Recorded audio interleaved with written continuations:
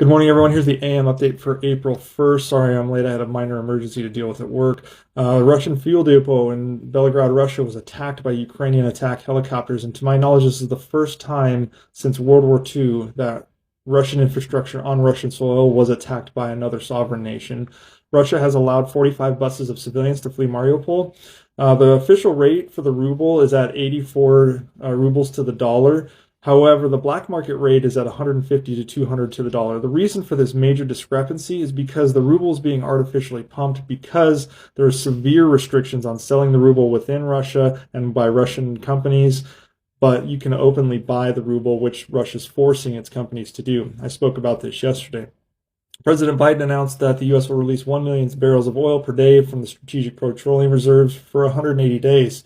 In the reserves, we have about 714 million barrels, and the U.S. uses about 20 million barrels per day. So adding about 1/20th of the capacity to the daily use. In response to Ukraine's proposal that in lieu of joining NATO, their independence be guaranteed by multiple foreign countries, several of those countries poured cold water on that idea. Only Turkey expressed unequivocally that they would agree to such a guarantee. If Ukraine's scheme proves unworkable, the country may revert to insisting it join NATO. The Kremlin's Peskov rejected U.S. claims that Putin is receiving bad information from his advisors. He said, they do not understand Putin, they do not understand the decision-making mechanism, and they do not understand the efforts of our work. So you're saying that you plan to be garbage at war, is basically what he's saying. Georgia reiterated that it's enforcing all sanctions, and Armenia invited the U.S. and British military officers to confirm that Armenia is not lending military equipment to Russia. Russian forces in Kaliningrad were airlifted out, presumably to redeploy to Ukraine, and the UK reported that Russia is moving 1,200 troops from Georgia to Ukraine, and about 300 fighters from Syria are also deployed.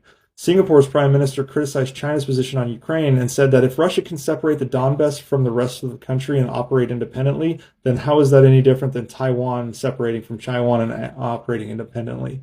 Japan has formally declared the Kuril Islands to be Japanese territory under illegal Russian occupation. They had previously been more ambiguous about the disputed islands for fear of provoking the Russians, but clearly now the Russians have shown that they are incapable of fighting a medium power such as Japan or even Ukraine. So now Japan is becoming more emboldened. Germany has approved the delivery of 56 tanks to Ukraine. These are older tanks from the Cold War, and they're the type PBV 501, and they were originally to be sold to the Czech Republic, but they're going to Ukraine now. And that's it.